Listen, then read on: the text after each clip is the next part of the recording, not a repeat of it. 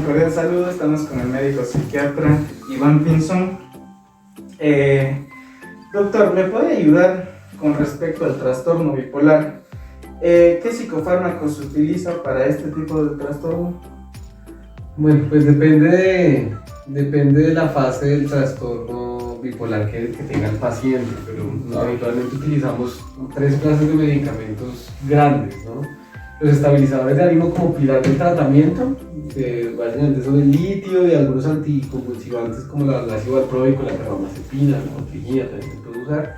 Los antipsicóticos que se usan habitualmente para tratar los episodios de manía que se acompañan por lo general de síntomas psicóticos.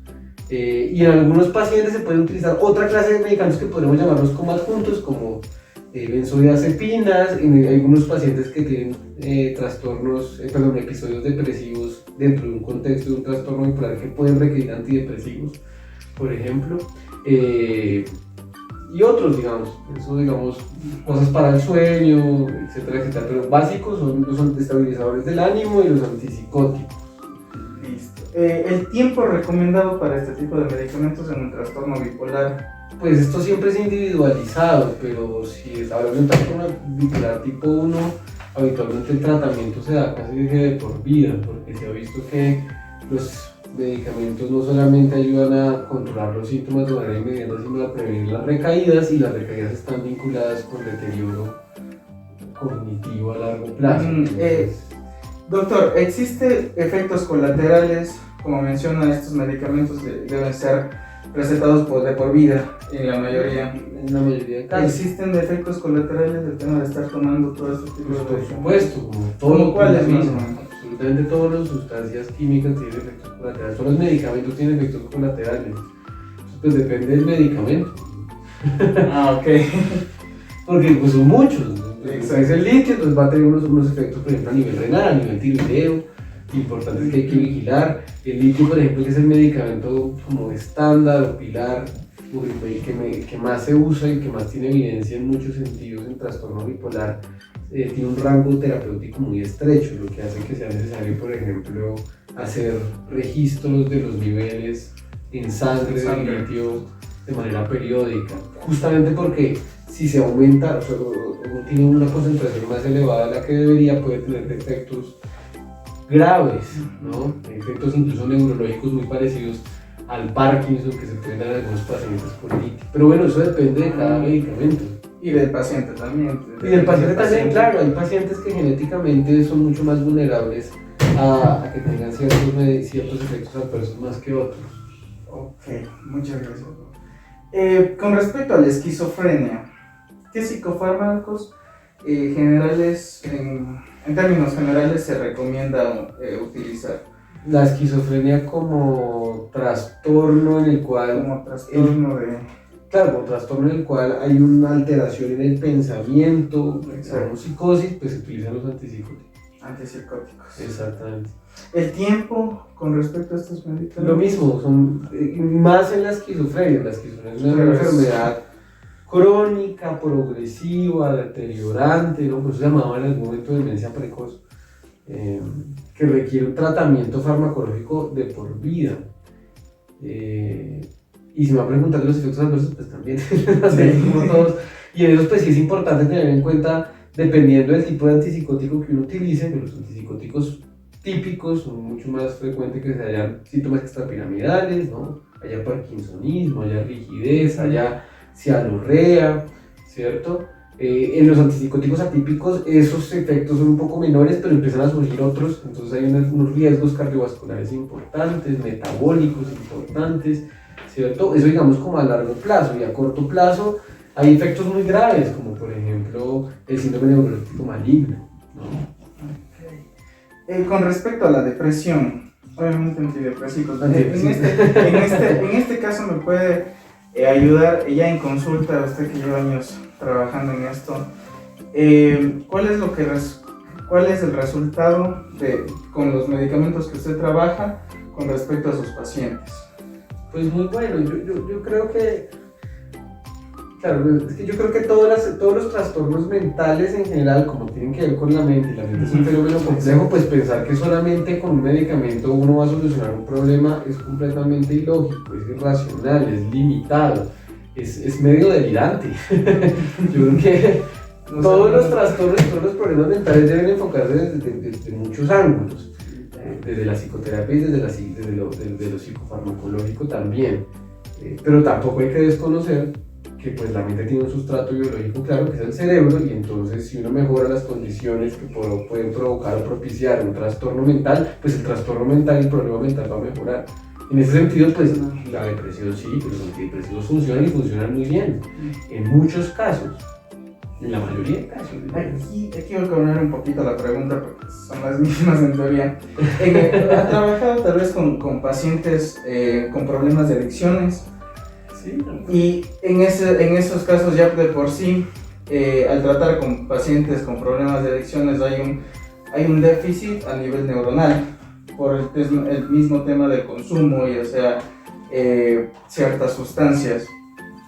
Entonces, con la medicación ha encontrado problemas adversos por ya el problema existente de la adicción. Pero ¿a qué se refiere? Como si hay alguien adicto y yo le doy un medicamento, puede tener más efectos adversos. Es posible, sí, por eso mismo que usted acaba de decir. Pero fíjese que es que en la adicción en cambio sí es un reto mucho más, pues por lo menos desde el punto de vista farmacológico es un poco distinto. Para depresión, antidepresivos, para psicosis, antipsicóticos. En cambio para la adicción, como las sustancias son muchas, y dependiendo de cómo actúe la sustancia, uno puede ir enfocando también sus estrategias terapéuticas farmacológicas. Digamos, lo típico, digamos, es el alcohol. Entonces en el alcohol uno tiene que mirar en qué fase de la enfermedad está. Si está en una abstinencia, pues hay que darle benzodiazepinas, por ejemplo. Si está en una fase, digamos, de abstinencia más prolongada, hay que dar otra clase de medicamentos. Si uno lo que busca es que suspenda el consumo, hay que dar otros, ¿sí? Ahí sí ya la cosa empieza a ser un poco más compleja. Claro, es que sí. Y no es lo mismo el alcohol que la marihuana, y no es lo mismo la marihuana que la cocaína. Obviamente. Siempre además hay que tener en cuenta que la prevalencia de patología dual, es decir, de un trastorno mental concomitante con el trastorno adictivo, con la adicción, es muy alta. Entonces la mayoría de pacientes que tienen adicción resulta siendo valorados o manejados para otras cosas también, para una depresión, un trastorno de ansiedad o una esquizofrenia también, ¿cierto? Claro. Que además tiene consumo de sustancias. Que además, y puede ser el causante del consumo de las sustancias también. Quiero centrarme en esto de las adicciones. ¿Usted ha trabajado en esto, en consulta aparte ya de un proceso de rehabilitación como tal, sino... Sí, pues tengo algo de experiencia, no es mi especialidad y mi experticia ni lo que me gusta hacer, pero sí, más, hasta hace 5 o 6 días trabajé en el crack.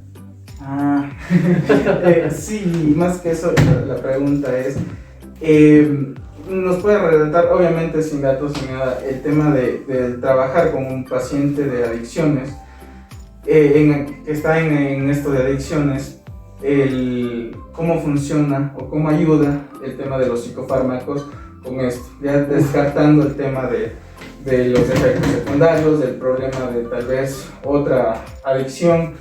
¿Cómo aporta?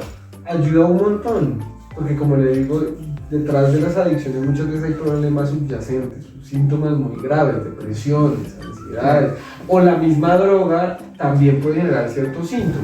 Depresión. ¿No? Entonces, por ejemplo, yo le pongo un ejemplo muy claro. La adicción a la cocaína, el síntoma más frecuente en la abstinencia es la depresión. La depresión es a veces muy grave, entonces claro, hay que actuar en ese sentido. ¿Sí? O el alcohol, que era lo que hablábamos, una abstinencia severa puede dar un delirium tremens, una cosa que es, digamos, en última, la emergencia psiquiátrica por excelencia. La gente se muere de delirium, de la abstinencia alcohólica, pues la gente se puede morir. Y para eso, la única alternativa que existe son los psicofármacos, darle un buen tratamiento con benzodiazepinas, etc. Hay que terminar en la UCI. Y es terminar tratando los problemas que vayan emergiendo a causa de la primera temática que se trata, que en este caso es las adicciones. Pero es que es justamente eso, que es primero el huevo o la gallina, o más bien es un cerebro predispuesto a tener alteraciones mentales en general. Exacto. Perfecto, doctor. ¿Usted me puede especificar en qué tipo de pacientes es su campo laboral, más que nada? Como dicen, yo soy psiquiatra general. Lo de la adicción evidentemente no me gusta tanto, pero también lo abordo. Sí. Pero en términos generales, pues trabajo con pacientes con trastornos afectivos y con trastornos psicóticos, con trastornos de control de la conducta alimentaria. Una última pregunta. De personalidad. Una última pregunta, doctor. La consulta en un ejemplo o en un trastorno de depresión, el tema de la psicofarmacología con un acompañamiento psicológico, ¿qué tan factible es? ¿Qué tan bueno resulta ser? Pues es lo mejor que hay. No siempre es más.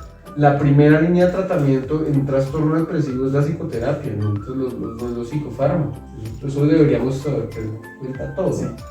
Sí, los psicofármacos son una ayuda en casos moderados y severos, y no hay que desconocer su utilidad, pero lo principal es la psicoterapia, cuyos cambios neuronales son tan demostrables como los psicofármacos, o incluso más. Eso sería todo.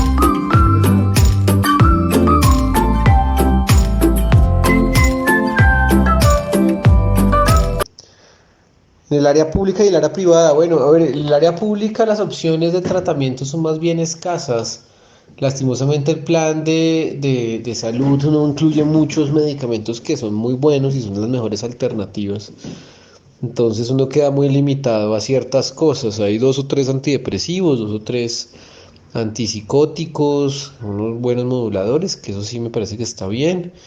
Bueno, y otros medicamentos que como que coadyuvan un poco a todo esto, como benzodiazepinas y demás, pero por ejemplo, no sé, en depresión tenemos la sertralina, fluoxetina, amitriptilina, pare de contar, para pacientes con síntomas psicóticos, esquizofrenia y demás, tenemos haloperidol, tanto en depot como en depósito como oral, risperidona y quetiapina, que con eso a muchos pacientes les va bien, pero digamos no son los mejores que uno debería tener. Es decir, ya en el mundo se están utilizando cada vez menos antipsicóticos típicos y más atípicos, como por ejemplo olanzapina, clozapina, que es el que más ha demostrado eficacia para el tratamiento de la esquizofrenia, por ejemplo, aripiprazol, etcétera.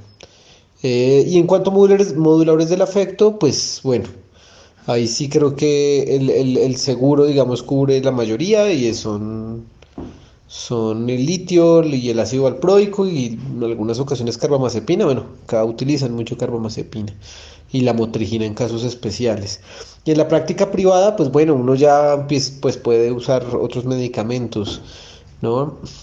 Sin demeritar que los que tenga el seguro sean malos, para nada, porque por ejemplo un trastorno depresivo, digamos, de entrada uno puede usar un ISRS, incluyendo la fluoxetina y la sertralina. Tal vez acá en la privada sí, tal vez dependiendo del caso uno puede usar un poco más paroxetina, que se ve en la práctica acá en Ecuador que se usa mucho, y en particular yo uso mucho mirtazapina, que me parece que es una molécula mucho más completa y con un poder antidepresivo mucho más incisivo.